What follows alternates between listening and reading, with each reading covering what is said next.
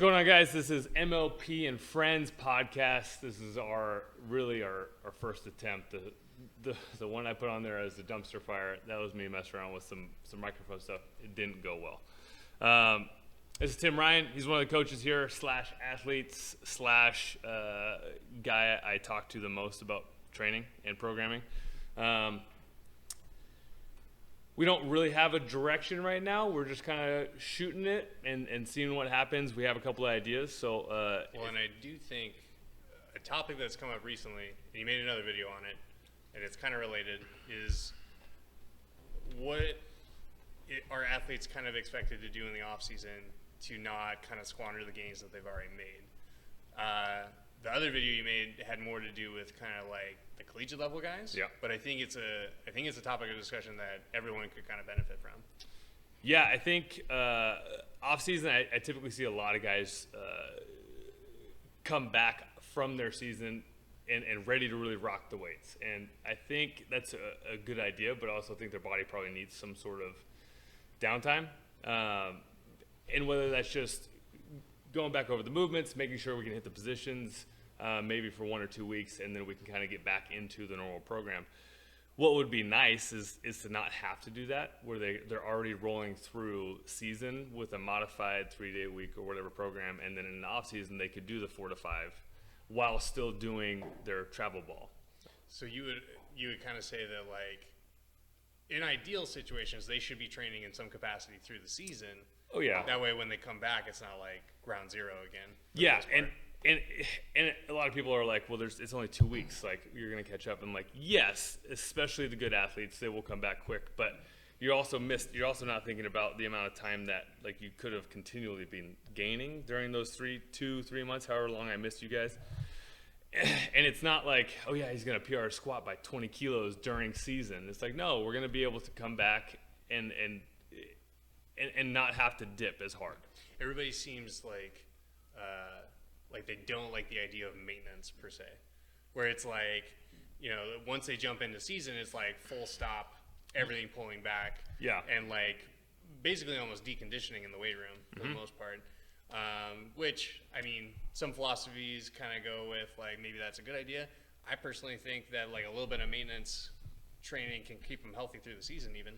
Yeah, and it should, increase blood flow. Like a lot of guys that have come back and they talk about working out in the morning, just increases the blood flow, increases your cognitive ability, your ability to be awake and alert. And it's not even necessarily about, for them, like gaining strength through the season. It's about being present in the moment at the game versus slept in a little bit, like class was boring, high school or college, and then they just have this stagnant blood flow going into warm-ups, and it's just not going to be the same as, oh, I've been ready since 9 o'clock this morning. So maybe let's walk it through. Okay, so let's take, say, a high school guy. Mm-hmm. He's maybe been playing ball for what, like since Little League, so like maybe 10? I'd say 9 or 10. Little League probably starts at what, like 9 years old, T-ball, right? Or even earlier than that, but really like actually starting to do more baseball oriented, like they have to get the outs at like 10, 11, 12, right? And so they've probably been doing that for anywhere between 5 and 6 years. Okay.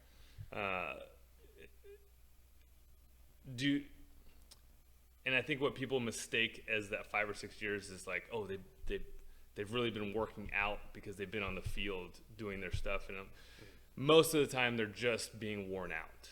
It's not a strength thing. They're not getting stronger. They're just getting worn out. Kind of doing work for the sake of work in a way. Yeah, work for work, not work for production. Right. So you got a high school guy. Yep. Then, and let's say for the sake of argument, he hasn't been training through the season, and now last game of the season is over, and he's looking to kind of get back into training. We already kind of talked about that 2 weeks of getting used to the movements and stuff. So where do we go from there? I would like to be able to try to program around like what their off season looks like. Most of the time these guys are doing travel ball, they're going to Arizona, they're going to SoCal, they're going to Reno, they're going to all these places having to play. And what I would like to be is to be able to put some size on them, have them be okay with being sore and playing on the competitive teams, and basically conditioning themselves to have this element replace like the school element, right? School is a different kind of tired than physically tired, Right. and they think that's going to affect their play. Well, and that being said, like when they're in the off season, like that travel ball stuff is more of to keep sharp. It's not necessarily like anything. They're not competing to win in that respect. Like they are and they aren't in that, like it's not their pinnacle of competition for the year. Yeah, I mean, it can be for certain guys. They got special showcases, and at that point, you're kind of already established that you're the big dog, right? Like if you're going to big time showcases, like you're probably already getting looks just based off of what you've done in your high school season. But I also think that a lot of these kids, they think it's a must. They have to go play travel ball, but a lot of them, like they would make more benefit in here by taking that time and being like, hey, I'm not going to go to these couple of practices and tournaments and replacing it with this, because the skill isn't necessarily going to go away. Like going to and doing four games in a week, like you might get a couple ground balls and maybe 10 at bats, or you skip a couple games, you go to the cages, you take some ground balls out in the field, and you come in and work out. That you're getting 100 balls on the ground, you're getting maybe like 30 to 50 solid game hacks, and then you're coming in here and working out. I think that's more productive than the couple ground balls and a couple of live ABs. Right. Because like in a perfect world, they would have an off season where like maybe they're just hitting a couple practices or whatever, but it's all just general prep. It's general prep. Like you take your PFPs, you take your infield drills, you take some fly balls. Maybe you have a guy that he's got a big showcase coming up. He wants to throw a couple guys. You get in there, you try to hit off of them or whatever. You're keeping sharp, but it doesn't need to be an even more rigorous season with 4 practices and 3 games on the weekend. I just think that's where people continually get injured and worn out.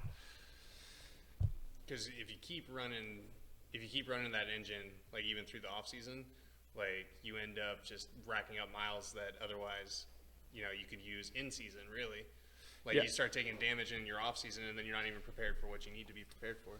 Yeah, and it's everyone talks about, well, the professionals, they're playing a 162 game season, and they have to be conditioned for that. I'm like, they don't have to be conditioned for that, because they're not going to see that until they're a grown-ass man. You know what I mean? That's their priority. Right now we're talking about kids who have a hard time tying their own shoe, playing 40, 50 games in a year, which is a lot. And they're like, oh, he's on a pitch count. Like, that's cool, but his overall pitch count at 10 should be nominal compared to what it is at like 15. Like, but a lot of people are like, oh, the pitch count is this basically through their entire career, and that's not correct. Like what's a professional's pitch count? Like, he doesn't really have one. It's until he's not doing well, and in the beginning of the season he will. They'll build him up, and then there's a downtime, and they'll build him back up. Well, and one could argue that like the pros had the opportunity to lay the groundwork over having a competitive season and then building in the off season, competitive season, building up to where they can get to 162 games a year. Yep, it's what you might call periodization of the sport, right? Where it's like this progressive build, taper, and each year you get a little bit more. But now I think, and this goes for softball. Someone said in a 4-game or 4-day period they played like 9 games. It's a lot of games. And at some point they're just out there just being bodies. A lot of them aren't performing at this high level, which I think is kind of sucks for them too. I guess you could argue that if you're out playing your sport, you're getting good experience, and it's like probably the most specific experience for that sport. Yeah. Right. But if you're really talking about trying to be prepared for a competitive season, there has to be like a base building period, right? Mm-hmm. Otherwise, you're just kind of going to run through season to season and might not see improvement because you didn't do any work to actually build that improvement. Yeah, I would say just continually running season to season is going to be one of those things where at some point there's going to be a big jump, whether it's from JV to varsity, varsity to college, college to amateur ball, or wherever you go, or you get drafted and you're rookie, the gap is not the big jump is not whether or not they could throw, hit, run, and catch. It's to what extent, right? So like you jump from JV to varsity, the game is baseball. That stays the same, but the people on the field are moving faster, Right. and they're stronger, and they throw harder, and that's the difference. And I think without that off-season building, like that's just gonna catch up. Like you might be up here at 12, right? You hit puberty early or whatever, and this game's down here, and it's really easy. And then all of a sudden, like you're kind of just going along with what your body does, and at some point, the game's gonna be above you, and you're gonna be just hanging on for dear life. Well, and a weird analogy could be like, say you have like a barbell sport, like a powerlifting or a weightlifting. Lots of people, when they're early, they do kind of a lot of meets, get used to what competing is like. But then there comes a certain time where, you know, maybe there might be a couple stretches in between their competitions, because there has to be like a building period of sorts. Mm-hmm. Because if you run through a couple cycles and then go to a meet, you know, like you might do well, go 6 for 6 or whatever. But then there'll come a certain time where it's like, okay, like, you know, 4-week block's not enough. I need some more work to actually push me to the next level. And I think it's kind of the same here, where it's like, you know, when you're in the competitive season, you know, you hit whatever performances you're going to hit. In order to exceed that, there's going to have to be some additional work done. Because if you do the same thing over and over, you're just going to kind of play the same. Yeah, and you know, I've seen guys do it opposite. One of the guys, Jacob Garcia, he's kind of a freak of nature, but he comes in here, he basically matches his PR or something like that. After not having been in here, I would also. what the heck was that, man? Disgusting. This is a disgusting place. This place sucks. But I would also argue that he's probably the anomaly. You The know? anomaly, and on top of that, he missed the training day, day 3, Yep. from being too sore. Today it was a definite down day. He wasn't performing like he should because he was too sore. And there's also that factor too, where when you come back and it's like, oh, I feel really good. That's cool. It's gonna level out, right? I was just actually talking about this with Carson today. Carson Blatnick, guy's a really good catcher.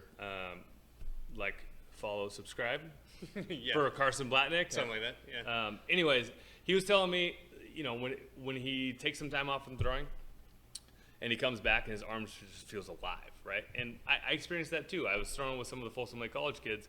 My arm felt really good, but then the next day, like I couldn't move out of this position, and then there's a little bit, and then I was weak for 3 or 4 days after that, and that's what I don't think is discussed a lot of, is right, there's just this huge spike in stress on the body, and then you're gonna plummet. Well, it's almost like they seem to believe that fatigue only applies to stuff in the weight room. Yeah. Right? Like, oh, I did sets of squats and this and that. I did 10s or whatever. Like, you know, I feel really sore. I feel really wrecked. But then you go and you throw 200 pitches, and then suddenly your arm is throwing like shit and like whatever. It's like, oh, well, I just had an off day. No, maybe it's because you're actually tired. Maybe you're tired, and there's also no real downtime for, especially I would say the younger JV, sometimes varsity. You see it very rarely in college, but two-way guys, right? Like I would say in JV, half the guys are pitching, half the guys are playing the field, and they're switching constantly, which is cool. They're trying to find their position, but I would say that's where that period from there to being a junior, there's a lot of these. He injured his arm, he UCL, Tommy John, all this kind of stuff that's really bad that is easily avoidable when you actually take into consideration that these kids are probably throwing not just their pitch count, but every warm-up inning, every bullpen, all this kind of stuff, and extra work with private lessons. These guys are throwing probably 200 live pitches a week. And, you know, like, there is something to be said about, like, the experience that you get from trying to perfect your craft. But, like, in physical endeavors, it's like there's a limit to that. Yep. You know what I mean? Like, at a certain point, the stress that you put on is going to be too much, and either you're just going to get worse and continue to get worse and not know what's happening. Like that, I mean, that's kind of what sporting off seasons were for in the first place. You know what I mean? Yeah. Like, Well, and now and with seasonality and things like that. But like, two-way guys, or I mean, dual sport guys or three sport guys had a tendency to, as much as they're playing football. Obviously, that's kind of the big one that everyone, like, they play football and track, or they play football and wrestling, or you know, the classic football, basketball, baseball guy. And every time it was like, oh, he plays dual sports. That's because he's a good athlete. Chicken or the egg. Like maybe he's a good athlete because he's playing 3 sports. Or maybe it's because he gets a break and gets a new stimulus doing something different. Yep, new stimulus with this, would gives rest for that stimulus, and it's a vicious cycle of athleticism. Yeah, yeah. Athlete. So I guess, kind of back to our high school example, ideally they'd be in the weight room, kind of building some general prep stuff. Yep. Maybe pull back on some of the travel ball things, not completely, but like enough to actually try to bounce back a little bit. Yeah, I'd like to see probably a 4 to 5 day a week. There's in that program, there's probably 2 down days, more bodybuilding that we're not like cleaning or snatching or back squatting heavy or deadlifting heavy. And then there's also like some athletic days where we want to work on our first step. We want to work on our quickness side to side, and we want to make sure that we have arm care every day. And then if you're limiting practice and you feel a little rusty on the skill, that's okay. That's fine. You could be rusty on the skill because you're sacrificing one thing to get better at something, and then you could mold them together as you. Well, and that's a good point get too. into the season. Like, is like, you know, even just the running mechanics and stuff. Like, how many baseball coaches, like, and nothing against them, but like, how many of them are stopping for each individual kid and being like, hey, like, I actually need you to run and sprint like X, Y, and Z. You know, the only time you're ever gonna get that kind of like 0, right? I don't think I've met one coach that really, and yeah, no offense to any of my ex-coaches if they ever see this, probably not. It's going to be viewed by 3 people. Laz only. Yeah. Laz and us. I don't think, none of the ball sport coaches, which we call like on-field coaches, baseball coaches, are typically doing anything in regards to the physical development. Well, and they're busy coaching the sport, right? Yeah, and that's, which is fine. That's perfectly okay. Yeah. But there is going to have to be a time where like, and the off season is the perfect time where like nothing's on the line necessarily to take a step back and try to learn and get better at your mechanics and things like that. Yeah. Without taking up, you know, valuable practice time. And speaking of valuable practice time, if you're a high school coach or a college coach or any sort of coach and you want to punish these kids, make them do individual drills until they die, not run, because run doesn't get them better at baseball. It gets them slower because of how they're just gonna get tired and their muscles aren't gonna want to fire fast. But you could drill them into being good with the glove. I think that's more productive. Well, and when you kind of have to watch the duration of plays and the duration of your sport too. Long distance runs never happen in baseball ever. What are you talking about? That's 90 feet, bro. Yeah. That's a long way, man. Especially for a weightlifter. I'd love to see Connor run 90 feet and then see how long it takes him to recover. Like, start a timer after he hits first. Like, okay, start breathing. I don't know. He always tries to pull somebody onto the 20 calories on the air bike. I think that's a niche thing for him, though. Maybe, he's like, that's one thing. Running, I feel like there's a little difference, but you never know. Maybe you accumulated enough 20-calorie tests on the bike. You can outrun all of us now. Do we? What's his time on? 17 seconds? I think so. Still got him on that. Fuck that guy. But yeah, like, I mean, there has to be like a base building and a fundamentals building, and like if your off season is taken up doing others, like doing the same sport over and over, like that's where you get like the overuse injuries and things. Oh yeah. You know, like it's not 5 sets of 5 on an overhead squat or something or anything over, or like a press or whatever. It's the fact that you're throwing 200, 300, 400 times a day or a practice or whatever. Yeah. I mean, we could just go over some of the numbers right now based off of general throwing practices. You warm up, probably throw about 20 to 40, right? And as a catcher, obviously you're catching bullpens and you're tossing it back, but there's wear and tear there. And then you get into the game and you probably throw, if you play 9 in a game, you throw at least 9 really hard balls down the second, right? So we're pushing, 80 throws at this point? Right. And then on top of that, the whole game of throwing back to the pitcher, which is probably accumulating maybe 100 to 150 throws. So every day that catcher, or every other day depending, is 150 throws. That's a lot of overhead use on the arm. Now, if we're talking about snatching in our gym on heavy volume, we're talking about 5 sets of 3 on snatch, right? And then some powers maybe on a day 2. and then maybe some light push press, 5x3. So we're talking about maybe in total 15, maybe like 10, and then maybe 15, Well, right?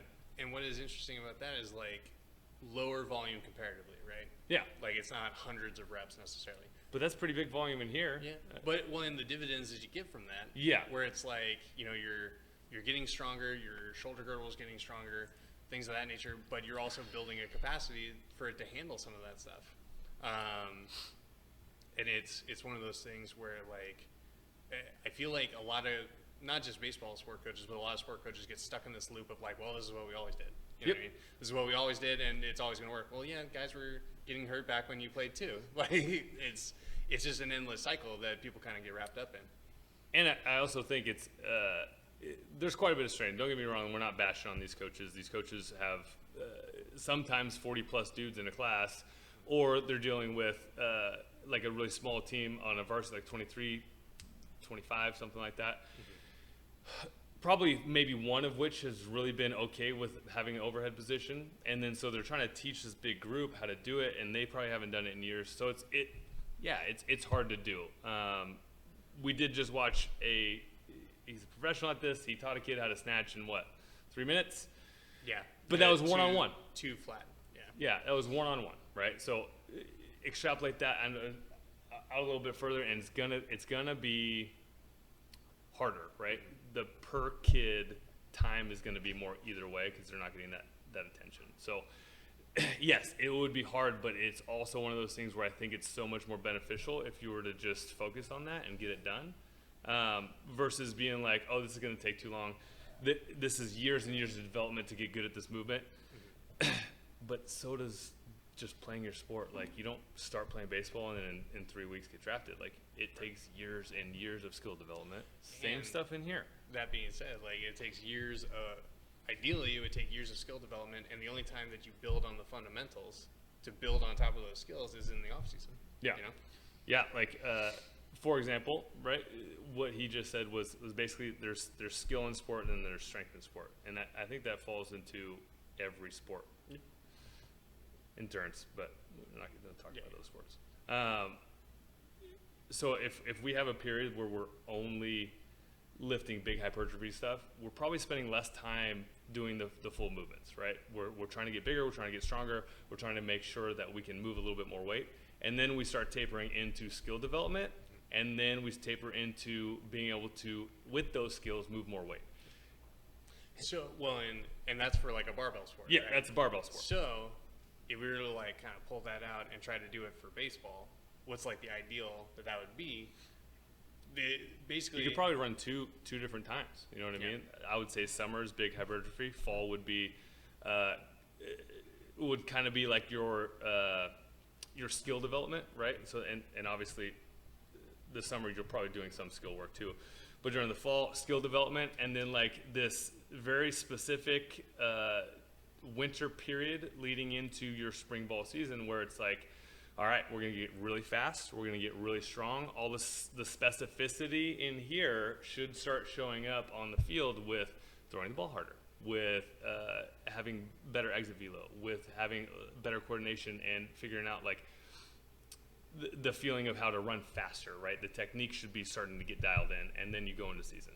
And so what you're saying is like, prior to the fall, like a lot of, and which is the off season for the most part, prior to that is a lot of general stuff, which for baseball guys is the weight room. Yep. And as you get closer, you're starting, like the weight room stuff starts to shift a little bit lower volume, maybe a little bit more kind of like doubles, triples, at kind of moderate weights to keep and maintain what you built. And then the focus shifts to where now you're working on the skill of the sport while with the strength gains that you build. Yeah, and you know, I don't know if you're listening to this, probably you've been in the gym and you'll see guys that are in here for like 2 hours, 2.5 hours. Like in fall, like but in that small period of winter break, like that starts to back down, and then even more in your actual season, right? I'm not trying to wreck you. I'm not trying to make you debilitating sore. I'm trying to make sure the muscles are getting fired up to protect the joint from damage. And that's very simple, 5x3s, 3x3s, like 3x1s.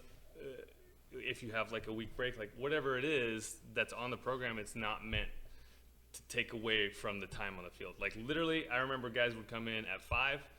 They would get a 45 to a 50-minute workout. We'd make sure all their joints were feeling healthy, and then we'd send them on their way. They'd go to school, and they'd always say, always, if I came in that day and we played, I always felt better. Okay. Well, and I think like a good way to look at it, or like how I look at it sometimes, is like almost like you have a soundboard, right? Because like I feel like a lot of people look at it as like an either or kind of thing. Like I'm either playing ball or I'm in the weight room. And what it, in my mind, what it really should be is like you're turning the volume down on certain things, right? So like closer to that more general period prior to fall, weight room volume is really high, and then the sporting volume is maybe down a little. Not completely. It's not gone. Yeah. It's just there. Down. Right. And then as you move through, everything kind of gets turned to where the closer you're getting to the actual season, you know, the weight room volume is down, not completely muted or whatever, and then the sporting volume is way up. Yep. And like, I think that gets it to where like people can build and actually recover and like start to get better rather than just continuously smashing themselves. Well, yeah, and I think there's a little bit of me. I like to in the weight room, like sometimes these kids feel like they're smashed, right? And they're just like, oh man, I feel beat up. Well, right around their horizon is probably a deload week or two, like ready to let your body recover, and that we're planning for that. But if you were to, for example, if I have this plan and then all of a sudden the last 3 days, oh yeah, I forgot to tell you, I'm leaving for Arizona because I have this big tournament, and it's like, sorry that I fried you, and then you're gonna have a hard time in that tournament. But if we have the ability to like plan ahead, right? Well, and communication's key. Yeah, you know and, what I mean? Like, and then we can kind of get you primed for that, or give you the deload. And I think that's another thing, is like a general maturity. Like those high school boys need to start feeling out like, this is how my body is. This is where it's at, and we can kind of teach you that, but for the most part, that's just you being. Well, and it's experience too. Experience, like, yeah. And I do think that is something that like the weight room and programs in the weight room teach really well, because like you go through periods of like, okay, like first week of the program, like getting used to everything, blah, blah, blah. Get to week 3 and you're like, man, I am feeling trash. Like we've been doing some work, I'm feeling actually sore. And then you take a deload and you recover. It, in its own way, kind of teaches how I think like the sport is supposed to run too, where it's just like, hey, we played super hard this season. Now we got to back off and start working on some things and kind of recover somehow. Well, I mean, kind of what we're talking about is the principles of periodization. If you had to recommend a book for a lot of these athletes to go read in regards to like why people do that, what would you recommend? I think for them, the book's maybe not going to be helpful. And the only reason I say that is because like a lot of them like tend to be very like science-based and stuff like that. And you can read them, and it's not a big deal, but it'll be boring. So what is this generation? What's this generation Y, Z? Yeah, something like that. So what YouTube video? I was thinking Juggernaut Training Systems has a lot on like their scientific principles of strength training. What I always find is interesting is like in barbell sports and like heavy athletics and stuff, like periodization is not like a foreign concept, right? Like a lot of people talk about it. A lot of people kind of have most people have a general idea of it, but then you flip it on its head and you go do a sporting thing, which is still done with the human body, and for some reason it's supposed to be different somehow. You know what I mean? Well, like the rules don't apply anymore. Well, and I was kind of mapping this out. I threw a pretty crazy idea out there. Like if I were to have a pitching coach, I'd like have, if I could periodize their throwing program, I'd have 2 guys ramping up for like maybe 2 or 3 weeks. And they should be hopefully at their peak, while someone else is kind of a little bit lower, ramping up for maybe 2 or 3 weeks after those guys are ramping up, and then 2 or 3 weeks, and those are the starters, right? So you have an assortment of people to take up the innings, and then you could do that with the guys that aren't getting as much playing time, but that work well in conjunction with the starting pitchers, like the middle relief guys and the closers and all that kind of stuff. Now, that's a ridiculous amount of planning. I don't know if high school coaches could do it. I don't know if college coaches could do it, but and I don't know, maybe professionals are already doing this sort of system that I thought of, and if someone ever sees this, they're gonna be like, oh yeah, this freaking idiot over here. We've been doing this for years. You mean that thing we've talked about for like always? Yeah. Oh, okay, cool. Oh shit. All right, let me just drink my bubbly. Yeah, right. But Well, and Yeah, well, It like, was- why can't they attempt that, Well, or the why fact- don't they? yeah. Well, and the fact that like kids come in and are experiencing like some of these like overuse injuries or things like that Or kind of just speaks to the overuse malfunction. yeah, like it, well, Snatch. yeah. Well, it kind of speaks to the fact that they're probably not. Like, a lot of what is probably happening is like, they're just throwing, and however many throws they get in, like that's what it is, and they just keep rolling that around. And then if someone pitches like shit one day, they're just kind of like, oh, It was a bad day. Yeah, you're just Yeah. Well, rather than like, hey, maybe there actually is something going on here. Yeah, and it doesn't even. And I think a lot of people affiliate with like a bad outing with maybe he was injured. Maybe your body's just having a really hard time firing your muscles in order. You ever feel like your coordination's off or your balance is off? Like maybe that's your body telling you, or you get lightheaded really quick. That's your body telling you that something's not right, right? And then to go try to perform at an elite level, like that's you didn't watch your check engine light. Like that's there for a reason to protect you. And I think especially like, I had read a lot of more of Juggernaut training systems, but like a lot of the information that they have and they talk about is like, with when you're in like a state of pretty high fatigue, fine motor skills are usually what kind of dissipate first, like speed and power and like fine motor skills. So like if you're in a high state, and it kind of makes sense, right? Like if you tried to come in and learn how to snatch and you were like smoked from like a marathon the day prior, like it's probably not going to go well. Yeah. And I feel like the same thing kind of applies here, where if you're like throwing constantly, like to be able to try to get better or try to fine tune technique or things like that, like you're kind of shooting yourself in the foot in a way. Yeah. And I don't know, like I feel like certain coaches probably have an idea of like, hey, he had 2 good outings. We're going to throw him out there, but he's going to be on a really short leash. Walks 2 guys in a row. Like, okay, get him out. Like, and it sucks because the kid probably feels like he messed up. Right. But instead of telling the kid like, hey, you're having an off day, be like, hey, your body's fried. You pitched really well in these last 2 games, and this is how the body works, right? And I think, well, and not only that, it's kind of like a deload in and of itself. It's just happening like socially and organically. Right? Yeah. Where like rather than like planning for it, it's like it's happening because you're like, oh shit, now we're in a situation where we're getting an outcome that we don't want. Yep. And I'll do that with athletes. I work with a lot of athletes from all different spectrums, guys that have the same program, like day-to-day same program.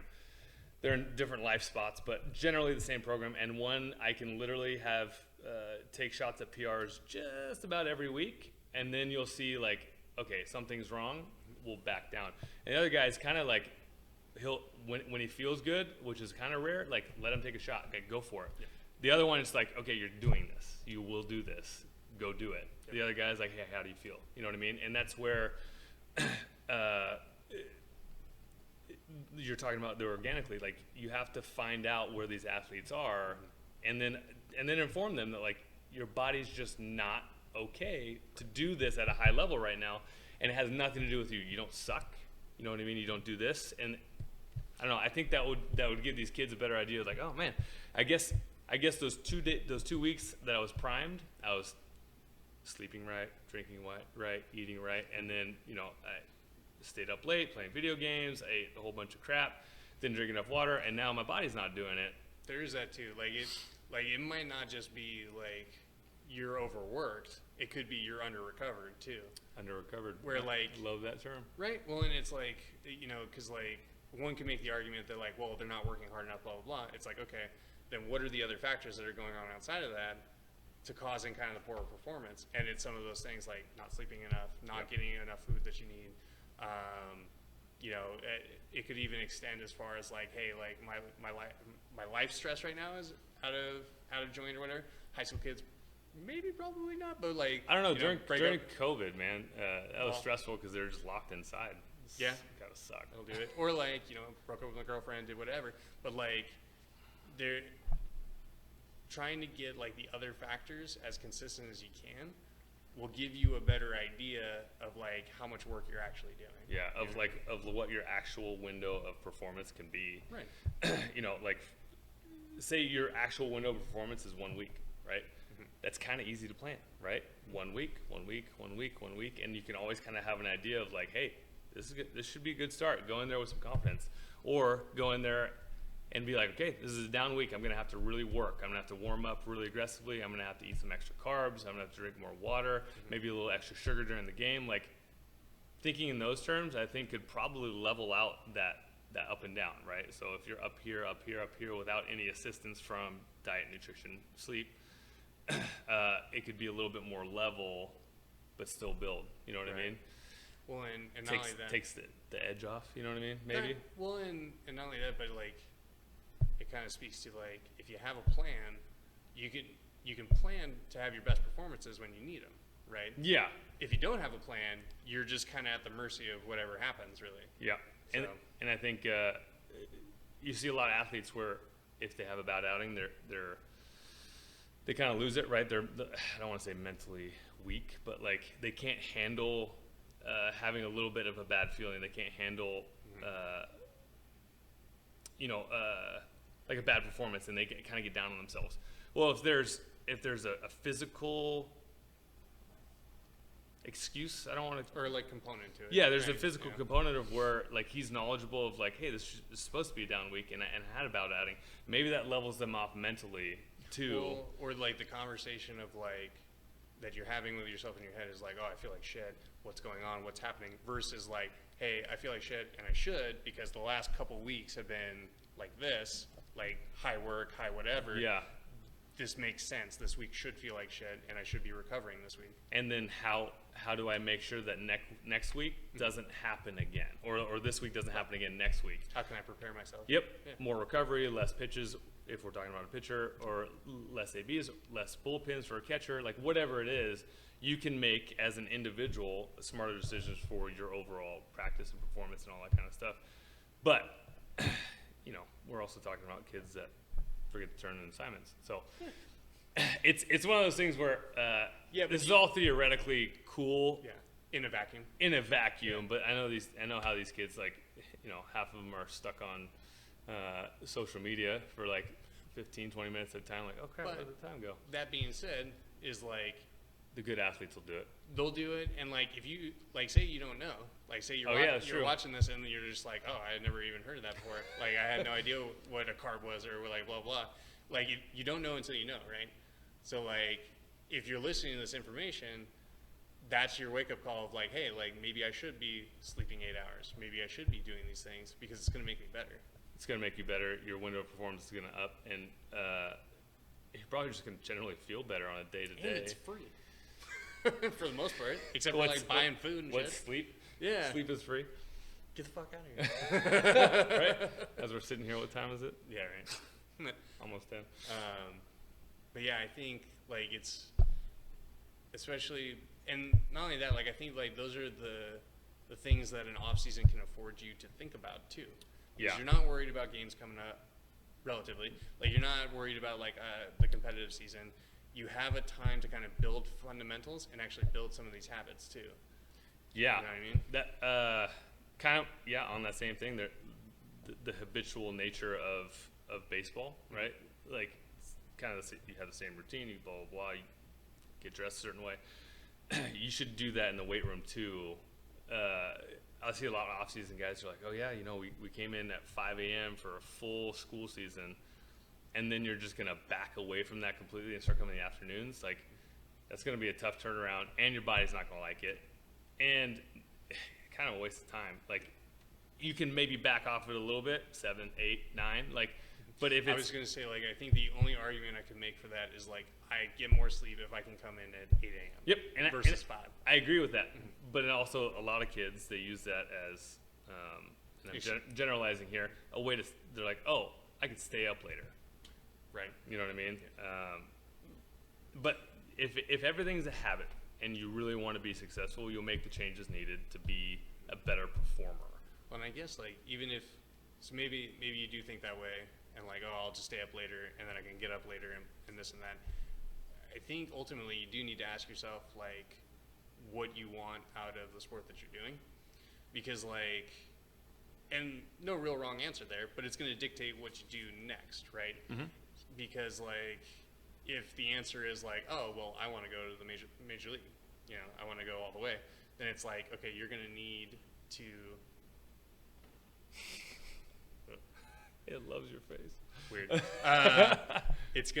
You're gonna basically need to make those little goals, like make the mundane kind of your bread and butter, because that's what's going to take you there, that consistency. Yeah. If your answer is like, I just like playing ball, I don't really care what happens, then it's like, all right, do whatever you're going to do.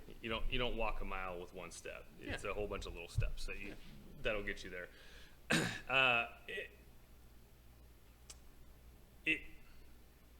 It's easier said than done, because it's one of those things where I think you and I are in a spot where it's like our whole lives basically a habit. You know what I mean? Yeah. But that's where for us, like, something in our head triggered that was like, this is what I need to do on a daily basis to be where I'm at. I mean, I remember exactly how it happened, because like I would be in training and I'd be like, oh man, like I feel like shit, and like in order to get through the training and get to what the goals that I wanted to achieve, these things are going to happen. Because like I can't skirt around it, I can't, get less sleep, I can't eat less or whatever, because like because if I'm already kind of not keeping up with the work, taking away some of those methods to get healthier and get better are not going to help. No. And that's something that like each kid is going to have to look at. Like you said, what do I want to do with this? Where do I want to take this? And if you're thinking in those terms already, like I want to go to this college, or I want to get a free scholar or free education or cheaper education. And some guys are like, I know I'm good enough to go and get drafted.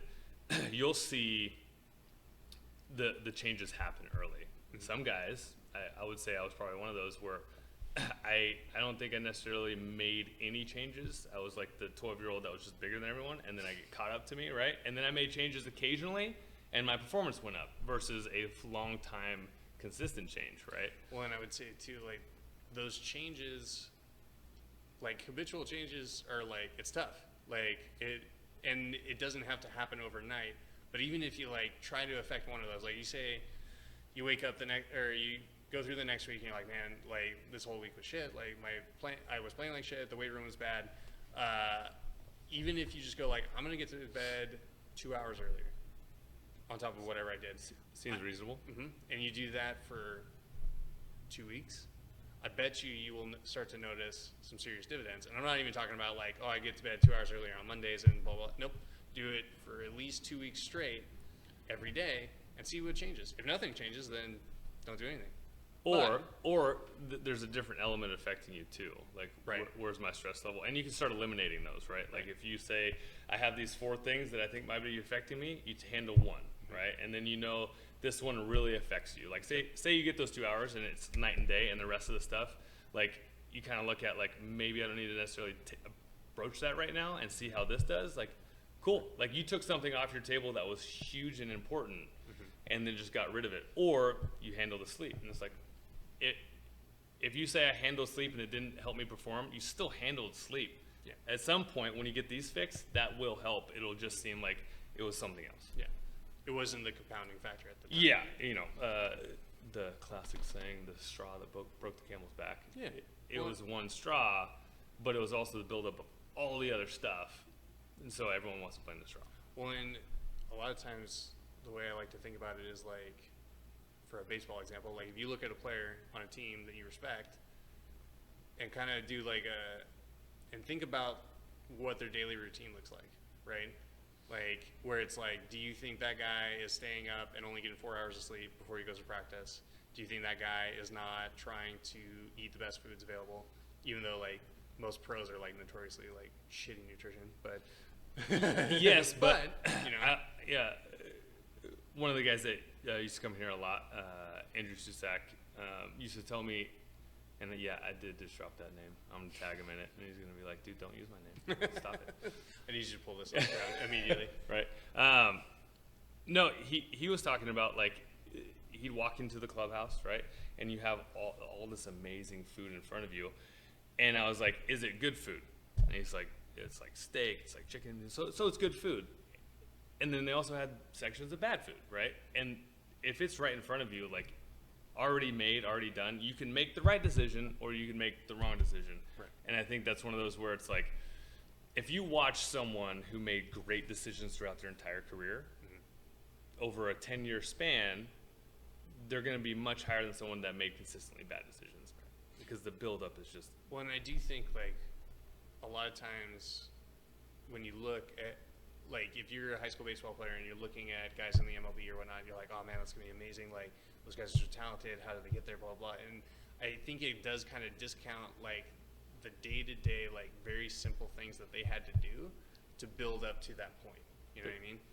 Like you're getting years of sediment of work. Yeah, you're getting a very like quick snapshot and not realizing that like, yeah, like I had to go and do this. I had to get in the weight room. I had to sleep 8 hours a night. I had to make sure that I was eating what I was supposed to be eating, things like that. And looking at it before and after is cool, yeah.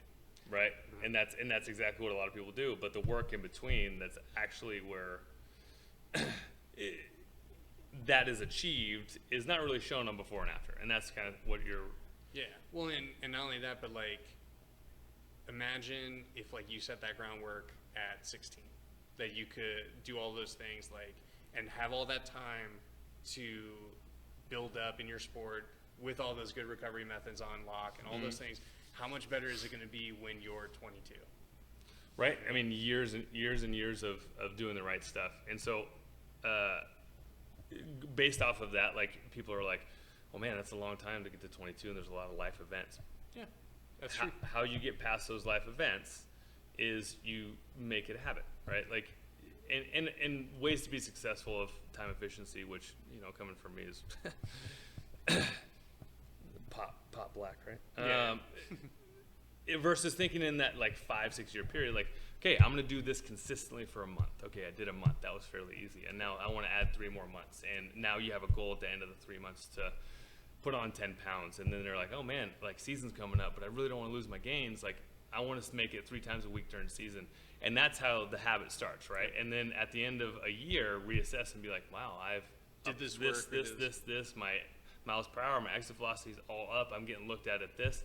And if you look at that, and that's evidence-based, that's the metrics that everyone loves, that will hopefully already have you in the rhythm to do it the next year and the next year and the next year.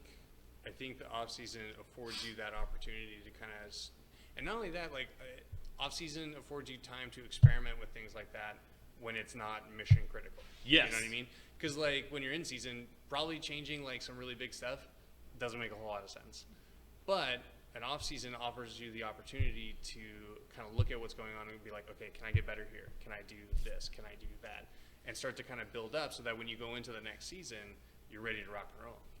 Yeah, and the experiment, right? Like, trying new things. Like, if there's an extent at which I think that backfires to where, imagine you're trying so many new things that you never get good at any of them, Right. and then you think they don't work, right?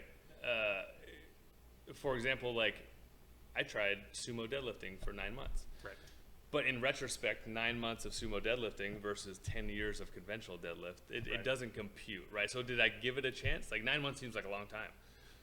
I don't think I gave it a real chance. Yeah. Do I think I'm going to go away from conventional? No, because it feels real good.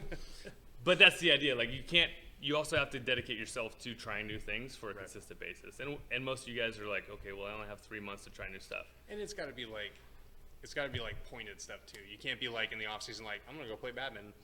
Like, that's not going to help. That's not going to help. I mean, it might, but it's. You don't know, yeah, Tim. That's true. I've never When's the played last time badminton. You've never played? Not really, no. Not competitively, anyway. What's wrong with you? But I'm pretty certain it wouldn't help in baseball off season. I feel fairly confident. We can run a test. We got plenty of youngsters that need a little bit more If coordination. there's anybody out there that wants to sacrifice their pro career and experiment with badminton in the off season, hit us up. As we're also probably really bad at badminton. They don't know. This is recording? Are we still supposed to be podcasting? Wait, what? The hell were we? I don't know. It's probably a good place to start. Probably goes. I think the bottom line is like, if rather than just kind of hammering, playing the game over and over and over again, when you've already got years of kind of experience so far, like the next thing that's going to move the needle for you is to build that base, get stronger, and a good time to do that is in your off season. Yeah, we were talking about experimenting before that, and if you're interested in, be like, hey, I've never trap bar deadlifted, like great time to try it. Mm-hmm. I've never front squatted, I've never pressed overhead, I never did that. Great time to do it, but like you said before, it's got to be pointed. It can't be like, hey, I'm gonna do this, and then 2 weeks later I'm gonna do it again, and then I'll do it 3 days in a row, and then I'll forget about it because something happened. Like it has to be in your program. You write it out, run program. You got to have a plan. And Gotta like, have a and plan. at least having an off-season, in-season schedule affords you an opportunity to have like a built-in plan too. Yep. You know what I mean? And there's probably a lot of professionals that do this for a living that can help you with this. And like, I mean, we have multiple sections in this gym. $40 a month, general, it just gets you in, right? And you can do whatever you want, free reign. I've helped plenty of those guys, right? And they're like, hey, I'm thinking I need to work on this thing. Hey, here's a program, run it real quick. Make sure you just run it in this order with a couple days of rest in between, and do whatever else you want. And they do it, and they're like, oh man, that was great. That was amazing. Did I charge them for it? Like, no, it wasn't really sweat off my back. Like, I want to see them succeed, but you gotta ask. Well, and it also was like, was it a magic program? No, you just had a plan. It was just a plan. It was just You meat know? and potatoes. I see guys coming here all the time. I haven't squatted in like 2 weeks. You haven't squatted in 2 weeks. So what do you have? They're like, oh yeah, I'm just gonna touch a heavy single.